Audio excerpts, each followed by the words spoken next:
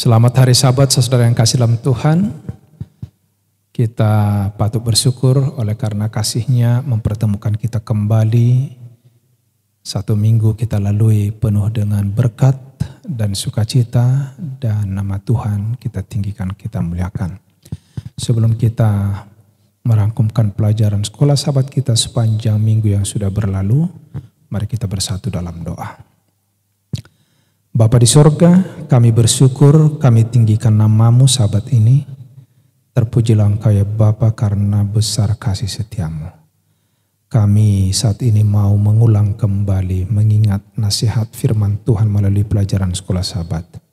Urapi kami, berikan kami pemahaman yang pasti dari Tuhan. Ajari hamba-Mu juga yang menyampaikannya. Di dalam nama Yesus kami berdoa dan mengucap syukur. Amin. Saudara-saudara yang kasih dalam Tuhan, beberapa Sabat sudah berlalu kita mempelajari bagaimana Alkitab itu didatangkan dari Tuhan kepada kita melalui para hamba-hambanya.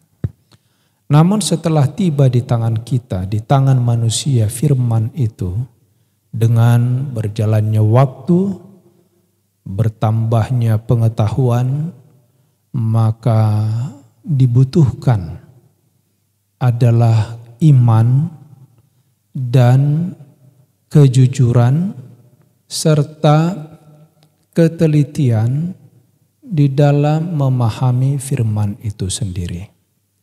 Sebab bukan menjadi rahasia lagi, ada begitu banyak di atas dunia ini yang memiliki pemahaman yang berbeda meskipun kita memiliki satu buku yang sama.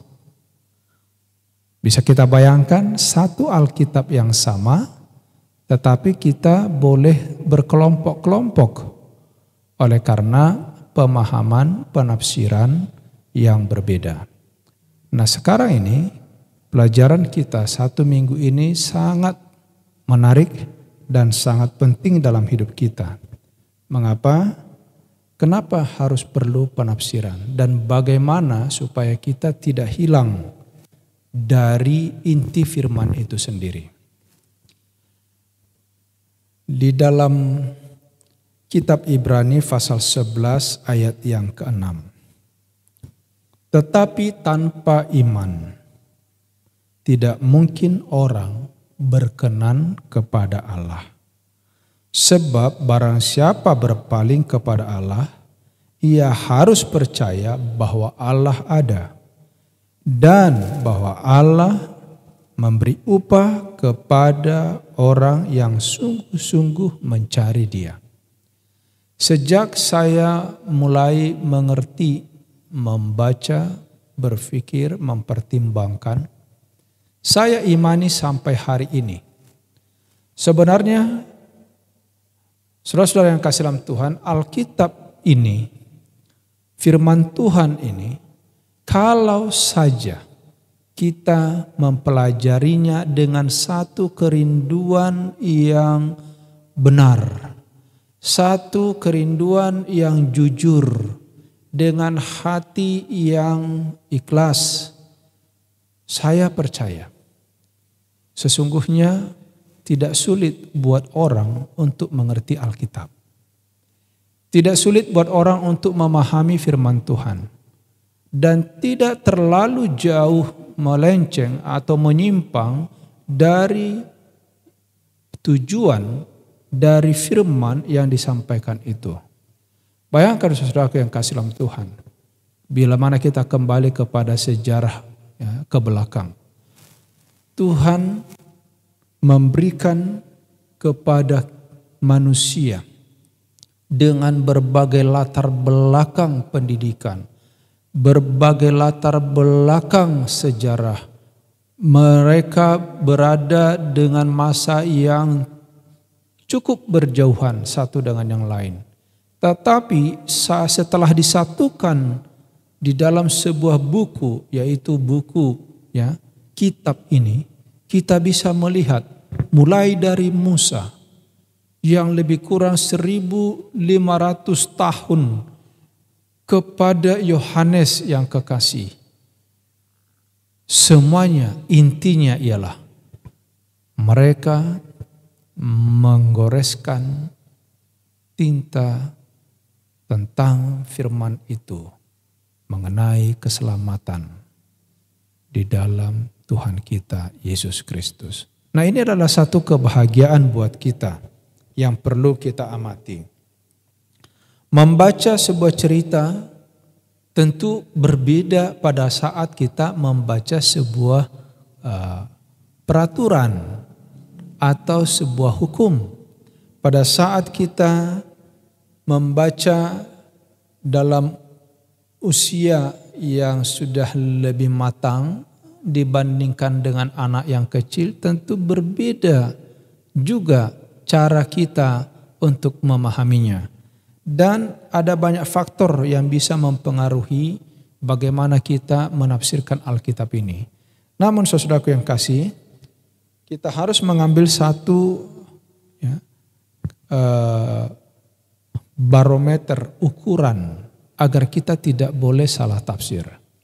Sebenarnya ada dalam bahasa teologianya yang dikenal dengan ilmu tafsir itu, yaitu hermeneutik atau hermeneutika. Kenapa muncul ini? Karena memang keterbatasan manusia di dalam menafsir. Orang Yunani percaya kepada satu dewa yang namanya Hermes, karena dewa inilah yang sebenarnya yang bertanggung jawab menerjemahkan pesan-pesan para dewa kepada manusia, ya. Dan tujuannya adalah supaya tidak salah. Dari situlah datang kata hermeneutik.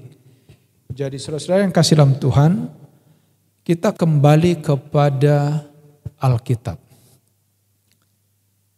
Siapakah teladan kita? Siapakah yang menjadi contoh yang paling akurat, paling penting di dalam menggunakan Alkitab, menerjemahkan Alkitab itu sendiri?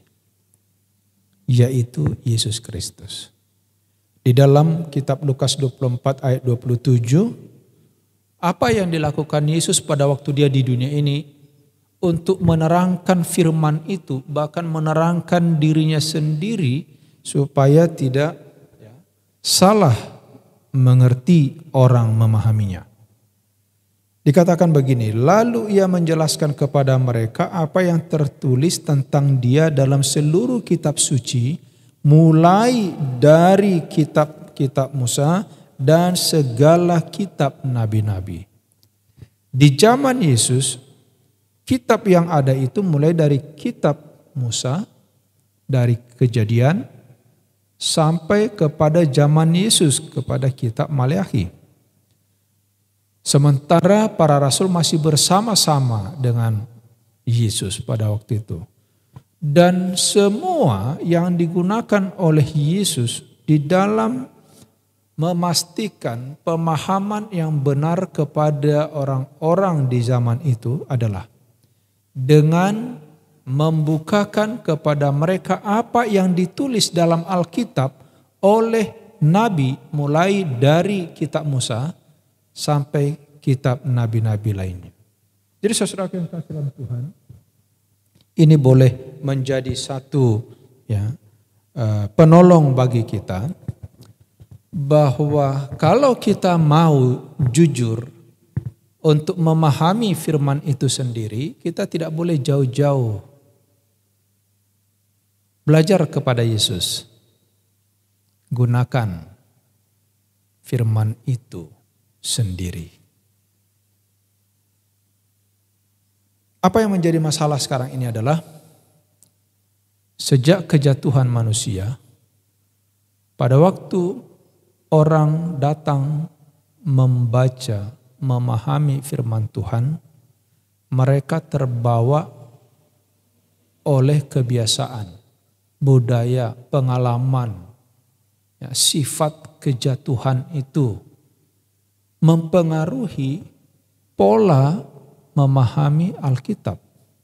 Nah, untuk itu saudara-saudara yang kasih dalam Tuhan, ya, kita belajar beberapa contoh sehingga sering ada salah tafsir dengan firman Allah. Yang pertama adalah masalah praduga. Kita melihat bahwa selama 3,5 tahun para pengikut Yesus percaya bahwa dia adalah Mesias.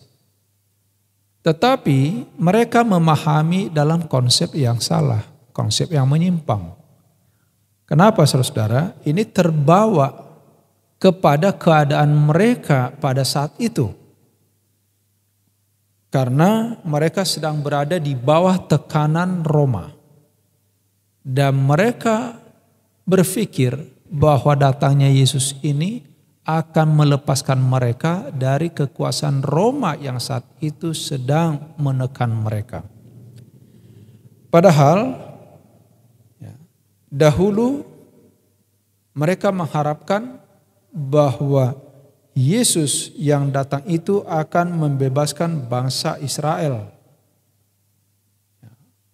Jadi di dalam pikiran mereka, kedatangan Yesus yang pertama itu sebenarnya mau jadi raja yang penuh kuasa di atas dunia ini yang akan menghancurkan musuh-musuh mereka, khususnya ya Romawi pada saat itu. Jadi ini adalah karena terbawa pemikiran. Ya, akhirnya kita bisa tahu sendiri bahwa banyak orang Israel, bahkan ahli-ahli Taurat sendiri, menjadi yang terkemuka untuk menolak Yesus. Ini menarik saudara. Mempelajari Alkitab tentang Yesus, tetapi pada waktu Yesus datang itu, apa yang terjadi? Mereka menolak karena praduga yang salah. Lalu yang berikut, pada saat kita mau belajar Alkitab ini, supaya penafsiran kita itu tidak salah, dibutuhkan tuntunan kuasa Roh Kudus Tuhan. Kenapa? Karena pada waktu Alkitab ini, firman ini diberikan kepada para penulis, nabi-nabi dan para rasul, saudara ingat bahwa mereka dikendalikan oleh Roh Kudus. Roh Kudus harus bekerja di dalam pikiran untuk menunjukkan kepada mereka misi Yesus yang sebenarnya. Dan Roh Kudus itulah yang menolong supaya kita bisa memahami ya kebenaran ini dengan jelas, ya firman Tuhan ini dengan benar. Saudara-saudara yang kasih dalam Tuhan, kita berbicara tentang terjemahan. Saya tertarik. Sekarang ini kita dekat dengan yang namanya media. Oleh karena teknologi yang canggih, kita patut bersyukur kepada Tuhan. Dan ada banyak orang yang selama ini punya kerinduan untuk mengerti dengan jelas keabsahan dari Alkitab itu sendiri. Saya dikirimin satu video yang bagi saya setelah saya baca, saya tonton, dia mempunyai banyak referensi untuk menyatakan, meyakinkan sekalipun Alkitab ini sudah memiliki banyak terjemahan. Pada intinya, kebenaran dalam Alkitab itu tidak dirusak, tidak dirubah, tidak dihilangkan. Ini penting bagi kita. Karena ada banyak tuduhan bahwa Alkitab yang kita miliki sekarang ini sudah tidak suci, tidak benar lagi. Tidak, karena tidak asli. Ya. Sudah diterjemahkan berulang-ulang dari bahasa aslinya ke bahasa yang lain, kemudian dari bahasa lain ke bahasa suku dan lain sebagainya. Nah, ini perlu bagi kita. Apalagi karena Alkitab ini tadinya ditulis dalam 3 bahasa, ya, Ibrani, Aram, dan Yunani. Namun saudaraku yang kasih dalam Tuhan, ya, apa yang perlu kita pikirkan pada saat ini bila mana kita sudah, ya, berada di zaman modern dengan berbagai ilmu, berbagai pengetahuan, apakah memang Alkitab yang saudara pegang dan saya pegang ini sekarang masih, ya, merupakan firman Tuhan yang harus, bukan patut, tapi harus dipercaya dan dipegang. Nah, ini menarik saudara-saudaraku yang kasih. Ya. Di dalam 1 Korintus 14 ayat 27 sampai 28. Jangan paksakan diri untuk mengartikan hal-hal yang belum pasti dan tidak jelas. Sekali lagi saudara, jangan paksakan diri untuk mengartikan hal-hal yang belum pasti atau yang tidak jelas. Di sini seringkali kita terperangkap. Mungkin kita takut dikatakan orang, oh dia tidak mengerti, dia tidak faham. Tetapi jangan sampai kita jatuh kepada salah tafsir. Saya baca, jika ada orang yang berkata-kata dengan bahasa roh, biarlah 2 atau sebanyak-banyaknya 3 orang, seorang demi seorang, dan harus ada seorang yang lain untuk menafsirkannya. Jika tidak ada orang yang dapat menafsirkannya, hendaklah mereka berdiam diri dalam pertemuan jemaat dan hanya boleh berkata-kata kepada dirinya sendiri dan kepada Allah. Saya tertarik dengan tulisan ini dan ini saya imani sampai hari ini. Saudaraku yang kasih dalam Tuhan, tidak semua yang dituliskan di Alkitab ini mungkin gampang bagi saudara untuk memahaminya. Karena tadi kita membutuhkan tuntunan roh. Itu sebabnya Rasul Paulus katakan, ya, kalau ada yang tidak dapat kita fahami, kita tidak bisa jangkau dalam pemikiran kita, lebih baik kita berdiam diri. Dan itu biarlah kita dengan Tuhan. Dan ini ditekankan di dalam Ulangan pasal 29 ayat 29. Hal-hal yang tersembunyi ialah bagi Tuhan Allah kita. Tetapi hal-hal yang dinyatakan ialah bagi kita dan bagi anak-anak kita sampai selama-lamanya, supaya kita melakukan segala perkataan hukum Taurat ini. Jadi saudaraku yang kasih dalam Tuhan, ya, ada kalanya kita ini sibuk dengan yang kita tidak mengerti, yang tidak jelas, berdebat, berargumentasi, menguras pikiran, bahkan sampai kita bisa, ya, satu sama lain berselisih. Sementara Tuhan katakan hal-hal yang dinyatakan itulah bagimu dan bagi anak-anakmu. Sederhana sebenarnya firman ini, tapi betapa banyak orang seringkali membuatnya menjadi sulit, membuatnya menjadi susah. Saudara-saudaraku, yang berikut yang bisa mempengaruhi penafsiran itu adalah masalah budaya. Dalam Kisah pasal 17 ayat 26, Rasul Paulus jelas katakan begini. Dia menyatakan bahwa Tuhan menciptakan kita semua dari satu orang saja. Sementara kita secara budaya sangat beragam. Berbicara secara alkitabiah ada ikatan bersama yang menyatukan semua orang terlepas dari perbedaan budaya mereka. Itulah disebabkan karena Tuhan adalah pencipta seluruh umat manusia. Jadi maksudnya begini saudara. Pada waktu Rasul Paulus katakan bahwa kita ini berasal dari satu orang, yaitu Adam dan Hawa. Ya, satu pasang. Dimulai dari Adam. Dan pada waktu manusia itu jatuh dalam dosa, kita itu diselamatkan oleh satu orang saja, yaitu Yesus Kristus.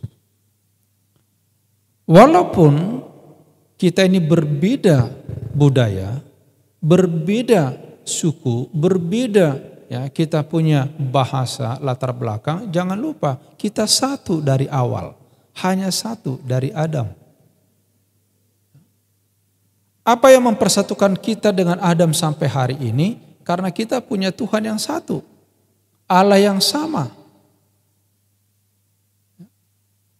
Kita memiliki juru selamat yang sama. Apa yang ditunggu oleh Adam pada waktu mereka jatuh dalam dosa, sesungguhnya Allah langsung memberikan kepada mereka satu pengharapan tentang kedatangan seorang juru selamat. Dan itulah sesungguhnya yang menjadi kerinduan kita juga sampai hari ini, yaitu kedatangan Yesus Kristus ke atas dunia ini sebagai juru selamat manusia. Jadi walaupun kita beragam budaya, walaupun kita beragam latar belakang bahasa, tradisi dan lain sebagainya, harusnya karena satu sosok yang kita percaya, satu tujuan kita adalah keselamatan. Di dalam menafsirkan firman itu, harusnya kita juga dalam pola yang sama, dalam pemikiran yang sama. Jadi inilah menjadi satu pelajaran yang indah sepanjang minggu ini. Sesungguhnya Tuhan mau supaya kita pada saat mempelajari firman ini supaya tidak melenceng, kita fokus saudara. Ya, kita harus tahu Alkitab ini apa intinya. Sekalipun dengan berbagai ragam budaya. Disebutkan di sini, meskipun Allah berbicara kepada generasi tertentu, Ia memastikan bahwa generasi selanjutnya yang membaca firman Allah memahami bahwa kebenaran itu melampaui batas lingkungan tempat di mana teks-teks Alkitab itu dituliskan.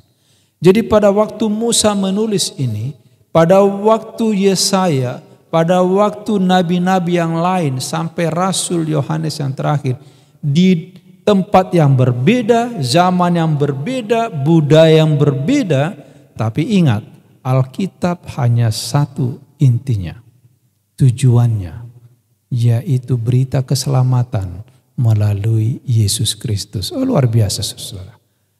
Jadi ya, fokus kita pada waktu kita baca Alkitab itu, oh ini tentang keselamatan untuk saya, untuk dunia ini. Ini adalah untuk kebaikan saya. Ini adalah untuk kebaikan dunia ini. Dari sisi manapun kita melihat, fokusnya adalah kepada keselamatan dan kepada Yesus Kristus sebagai juru selamat itu sendiri.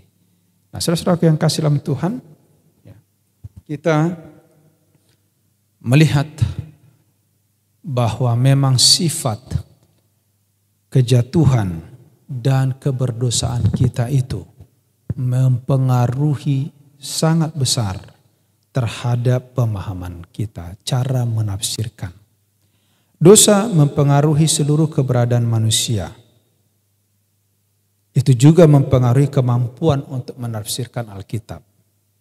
Kecenderungan manusia untuk sombong, mementingkan diri, dan Alkitab ditafsirkan sesuai dengan keinginan dan pikiran sendiri.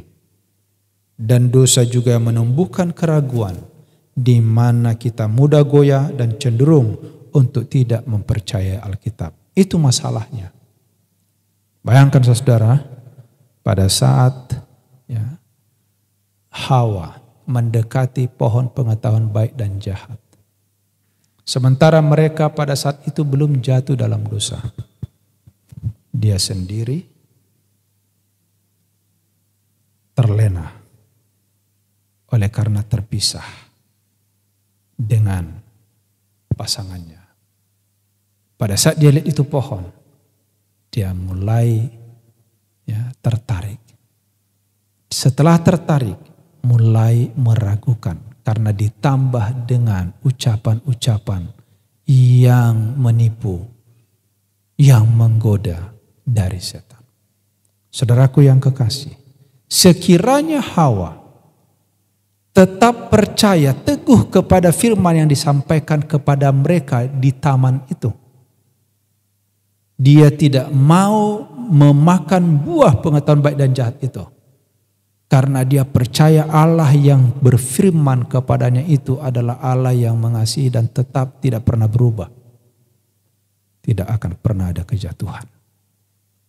Saudara-saudara yang kasih dalam Tuhan, pelajaran sekolah sahabat 1 minggu ini, hanya satu inti dari semua ini, bahwa Yesus datang ke dunia menyelamatkan manusia yang berdosa, agar kita memperoleh hidup yang kekal. Percayalah kepada firman itu, sehingga pada waktu kita membaca firman ini, pikiran kita terus dialihkan ke sana dengan tidak lagi ragu-ragu. Apapun pengetahuan dari luar, bujukan, nasihat, ajaran yang menggoda kita untuk meragukan firman ini, jangan pernah ulangi kesalahan yang dilakukan nenek moyang kita yang pertama itu. Itulah sebabnya saya ulang kembali hafalan ayat tema kita, Ibrani 11 ayat 6. Tetapi tanpa iman tidak mungkin orang berkenan kepada Allah. Sebab barang siapa berpaling kepada Allah, ia harus percaya bahwa Allah ada, bahwa Allah memberi upah kepada orang yang sungguh-sungguh mencari Dia. Jadi ini pelajaran penting bagi kita. Jangan pernah ragukan kalau kita sungguh-sungguh, Tuhan akan bawa upah kepada saudara dan saya. Tuhan memberkati kita. Kita berdoa. Bapa di sorga, Bapa yang penuh kasih, kami sudah dengarkan firman Tuhan. Kami sudah pelajari 1 minggu ini. Ajari kami, ingatkan kami untuk tetap percaya dan tidak bimbang. Biarlah dalam iman kami boleh memahami firman ini dan kami tekuni, kami hidupkan sehingga pada waktu Yesus datang kali yang kedua, kami berdiri dalam kemuliaan menyambut Tuhan di awan-awan. Terpujilah namamu, ampuni dosa kami. Dalam nama Yesus kami berdoa dan mengucap syukur. Amin.